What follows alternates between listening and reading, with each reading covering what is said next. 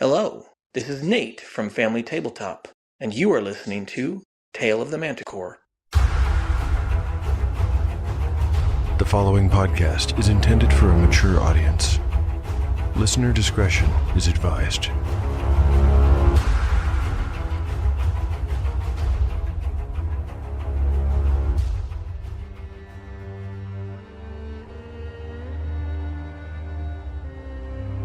Welcome back to Tale of the Manticore, Season 3.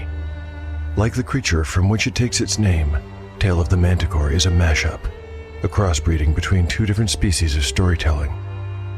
Here you will find the unpredictability of old-school paper and dice games with the storycraft of a dark fantasy novel. No character is sacred, and none will be spared if the dice decide their fate is at hand. According to lore, the tail of a manticore is barbed with cruel iron spikes. There will be much pain in the days ahead.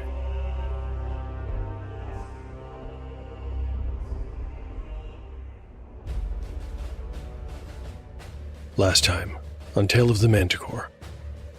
The previous chapter picks up in the middle of the conversation with the elves, Colin and Satopi, who give the party directions to Doroth. Achillea now believes this to be the most likely place to find Odok-Zygog. It is a little closer and a little further west than Elder Valkeen had told them to expect, but that could easily be chalked up to an imperfect memory, she reasons. Colin and Satopi also provide directions to a nearby lake and some provisions before taking their leave. The lake turns out to be a place of picturesque natural beauty. Here, Cord undergoes another set of changes as he slowly evolves into his potential. The companions leave the next morning and, for 2 days, journey to the northwest. At one point, the party crests a rise and stops to admire a mountain range in the distance. From here, it is only another dozen miles to their destination, and on the morning of the next day, they discover something. Achillea, Tentir, Cord, and Fairwind have yet to see what it is, but Dureni, in the lead, can be heard cursing and drawing his sword.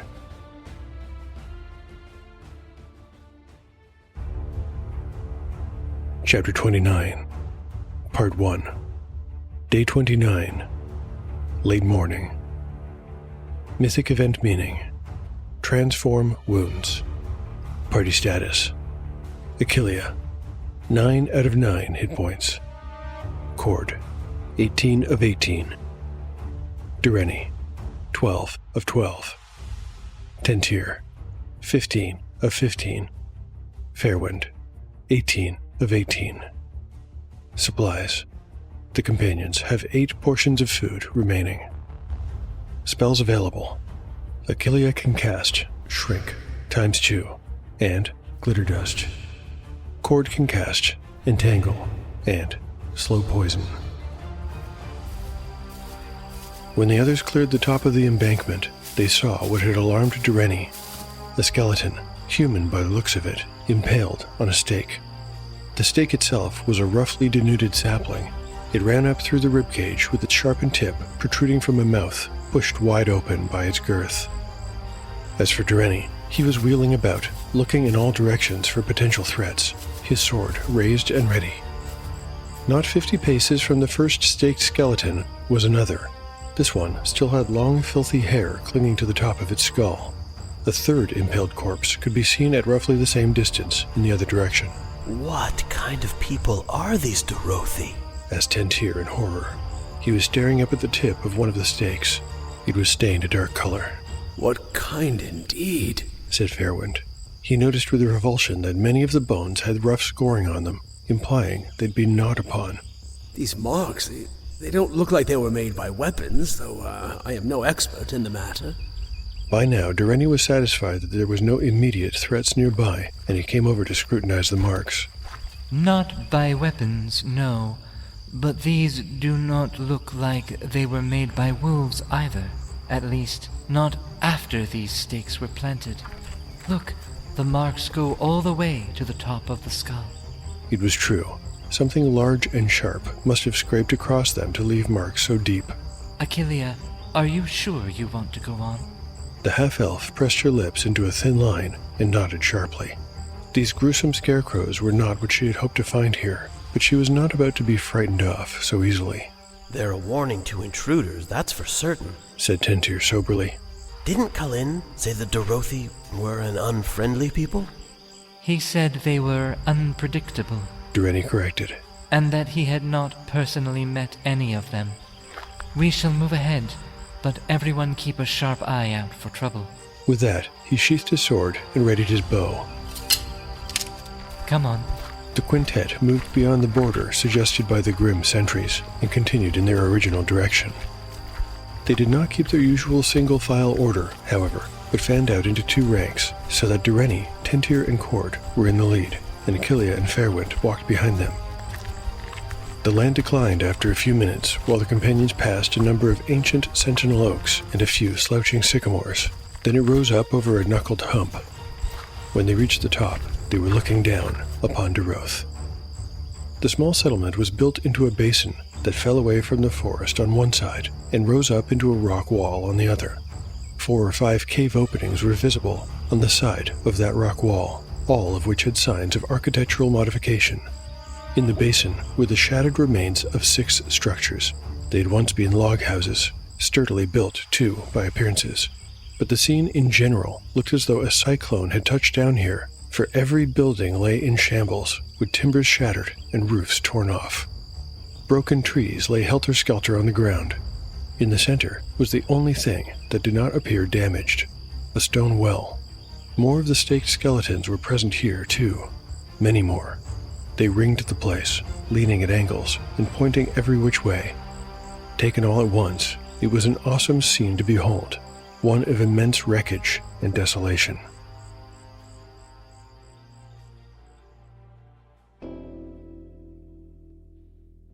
Chapter 29. 7 years ago. Rector Byam banged his staff on the ground to get his curate's attention. When the younger man turned around, he said, "See to it that the children are gathered for noontime prayers and have Yulan pen the animals." The rector surveyed the community below from where he stood in the cave mouth. They had done well here. It was a hard life to have chosen, but a good one. Yes, there was more work to be done, that was certain, but in Ahea's name, they had done well. While they had no more than a handful of buildings, and their members numbered but 60, Doroth was a village. "Where there is faith, there is purpose," he muttered to himself. The latest expedition would return today, Ahea willing, and when they did, another section of their ever-growing map would be filled in. And there was always the chance. But no, it was better not to hope for too much. Success would come in time. Scripture and exploration would be their compass and their vessel. One day they would find it. They needed only be patient and diligent with their efforts. They needed only to have faith. And he did, in abundance.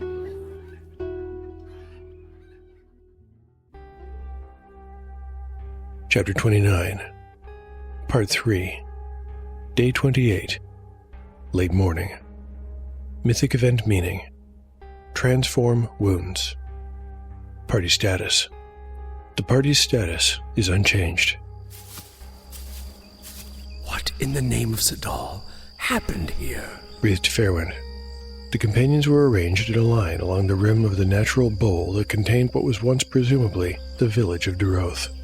Their eyes moved from the shattered log buildings to the caves with their broken timber platforms and empty door frames, and then to the numerous staked skeletons sticking up from the ground like so many morbid trees. Listen, Achillea, I've been thinking. It is well known that Odog Zygarg is a recluse. Could it be that we have come to the wrong place? Achillea didn't want that to be true. I don't know, but with humans being so uncommon, I mean, this place being so close to our destination, it can't be a coincidence, can it? Have you seen any of the places in your sketchbook over the last few days? Achillea shook her head. No, of course she hadn't. Otherwise she would have said something. I think it's worth a closer look. I mean, it doesn't appear that anyone still lives here.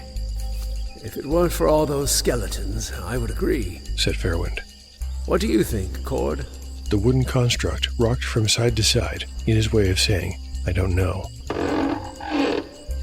Perhaps you should ask Doreni and Tentir what they think. The half-elf did, and both brothers replied that a cautious investigation was warranted. Tentir was clearly curious to see more. He had always been fascinated by the race of men, and still was, despite the bad experiences they had shared in the Kaymor ruins, and the presence of the skeletons here. Doreni was more practical. Fairwind is in dire need of equipment, and there might be something he could make use of here. It may be worth a look. With that, the companions left the ridge and began their descent into the broken remains of Doroth.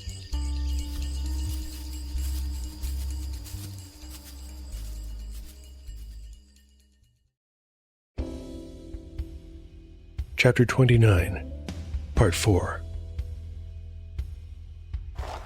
Rector Byam held the first scroll of Gallandal in his hand and gazed down upon the great map, lost in concentration. This map, incomplete though it was, represented all that his people had accomplished over the last 6 years. The scroll had led them to this part of Marith after they'd deciphered its riddles, but without the second scroll, the information was incomplete, and the location of the Golden Path was still unknown. The rector wondered if the second scroll really had been destroyed, as most followers of Ahea believed, or if it had just been lost. Should someone happen to find it, then there would be reason to hurry. The search would become a race. But if that had happened, he was confident he would know. They would have come into contact with other searchers by now. They had encountered hardships, sure, wild animals, illness, even marauding monsters, but they had always been able to protect themselves. His people had made stout buildings and sturdy doors. Their caves were virtually impregnable. And of course, when this was not enough, they could fight. A noise from the next room brought him from his musing. Rector Baya! Rector Baya! It was the voice of his number 2, the curate, Amzin. The younger man burst into the cave room, barefoot and half-dressed. His hair was disheveled, and there was blood on his fingers. When his wide eyes found the rector, relief washed over him.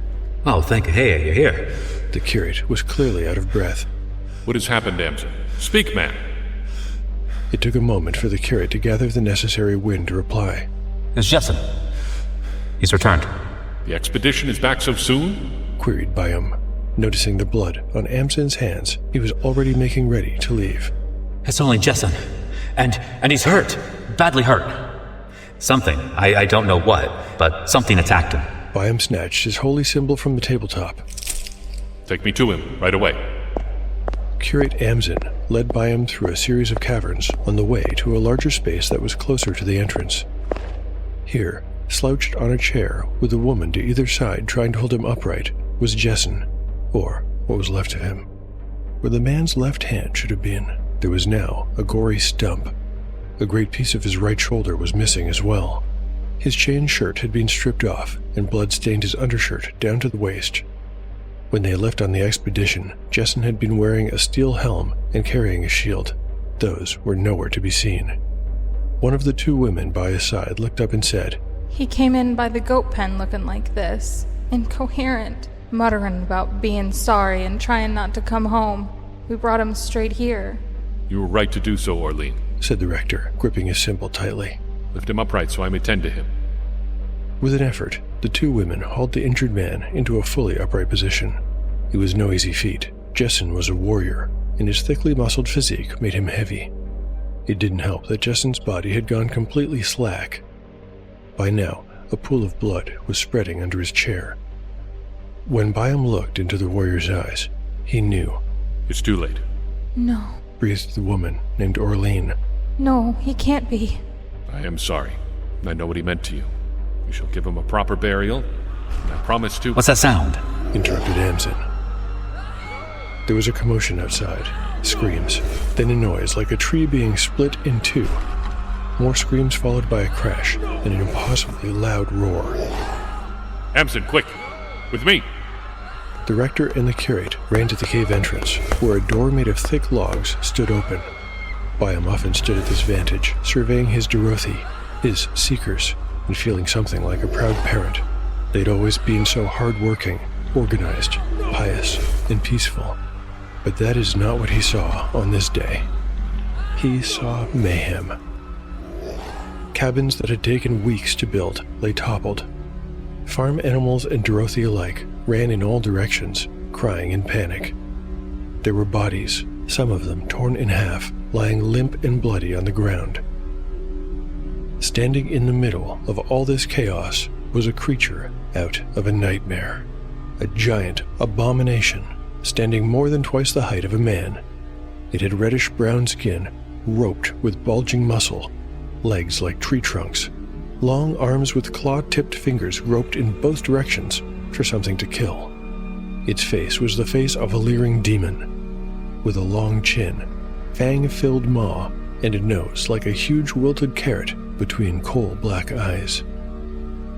Presently it grabbed one of his people and flung them against a tree. The victim hit it hard, leaving a red mark behind as they fell lifelessly to the ground. The next to die was a goat, its head torn off in a single bite. Later, Rector Byam would wonder how long he had stood there, stunned by the massacre taking place below, before he found the wherewithal to say something. To the caves! He called. Everyone, get to the caves!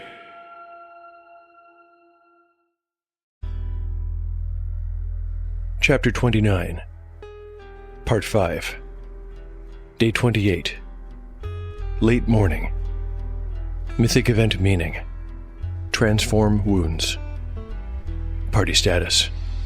The party status is unchanged. Let's go to the caves first, said Achillia. Kalin said the Dorothi lived in the caves. It looks like they lived both in and out of the caves.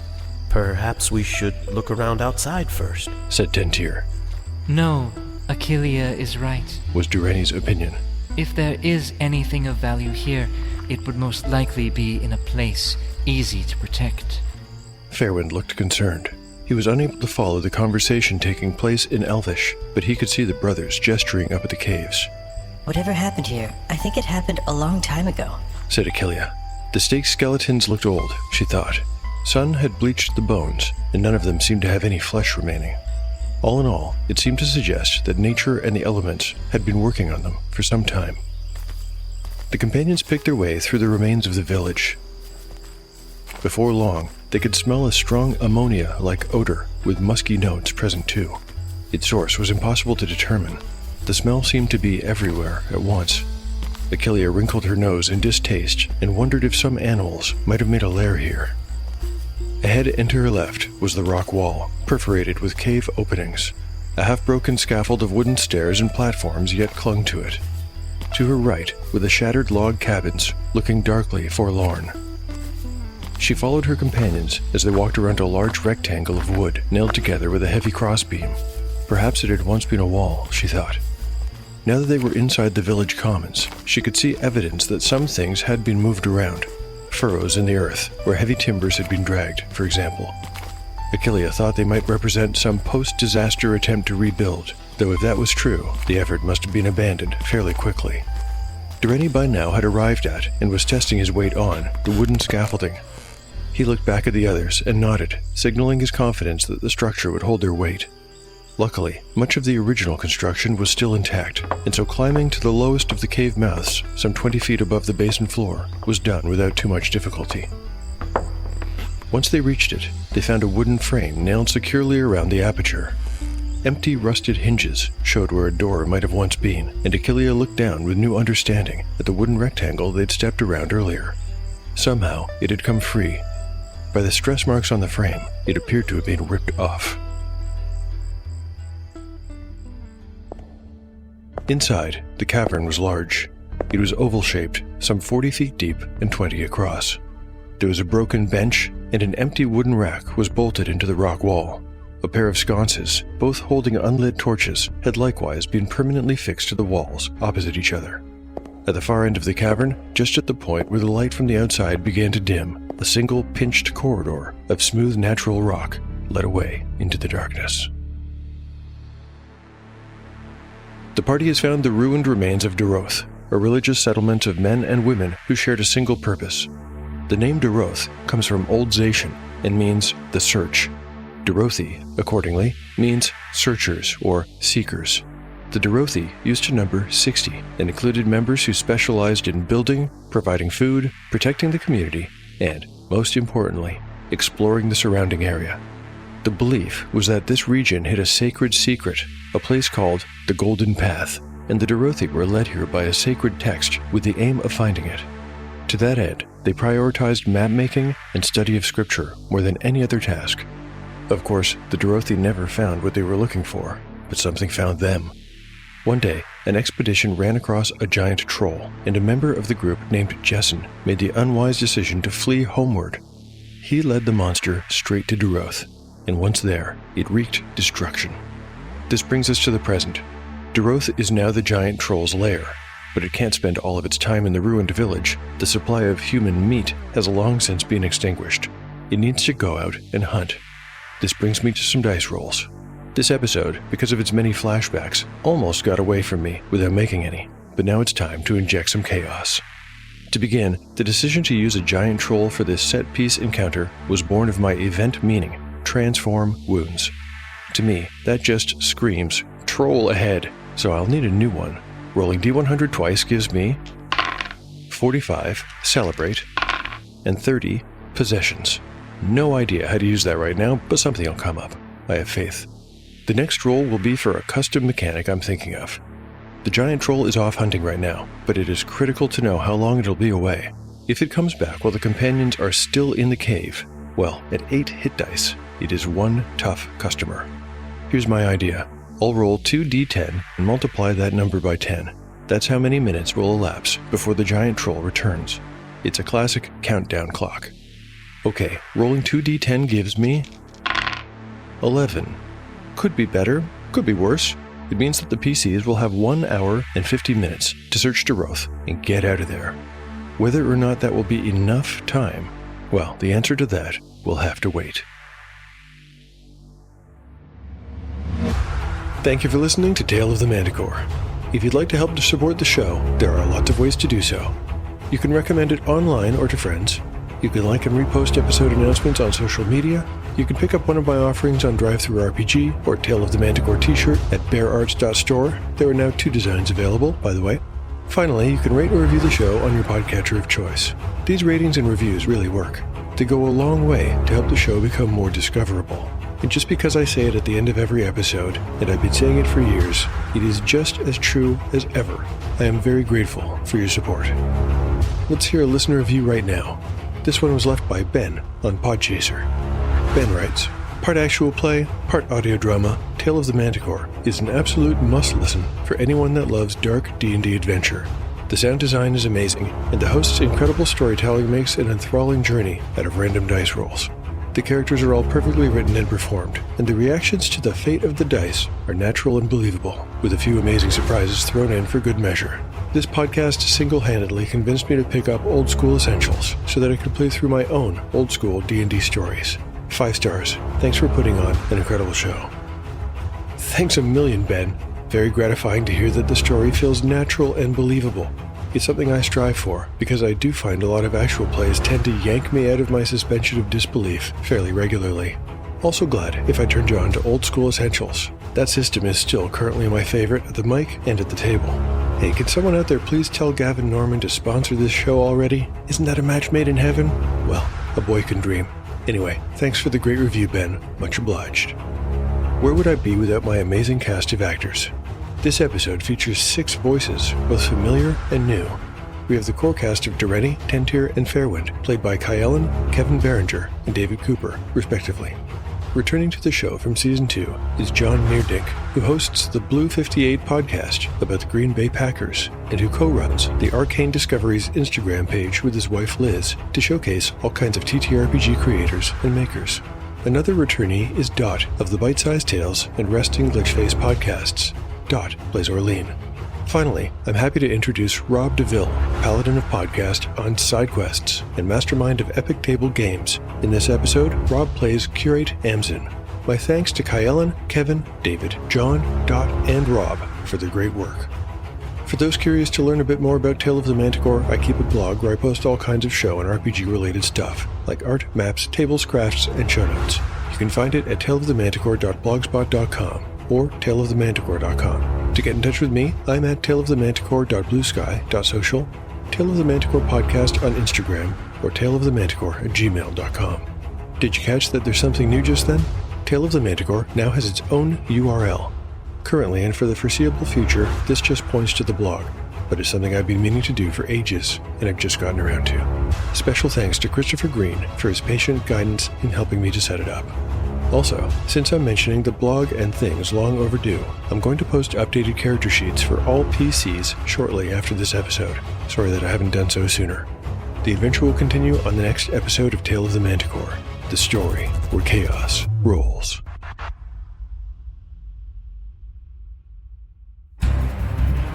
Hi, I'm John from Tale of the Manticore. Maddie Searle from A Game of One's Own. PJ from A Wasteland Story and the Solo Role Players podcast. Simon from Legend of the Bones. Brian Rideout from Swords Against Madness. Carl from The Lone Adventurer. And I'm Shagik from Roll By Myself. And with our solo role-playing audio, narrative, actual play, drama powers combined, we are the Solo Role Players Podcast Network.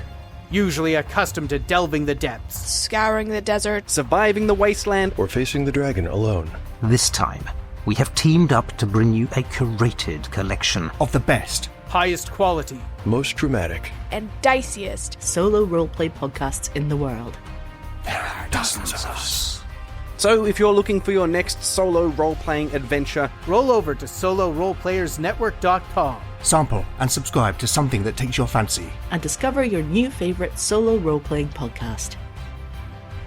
See you there.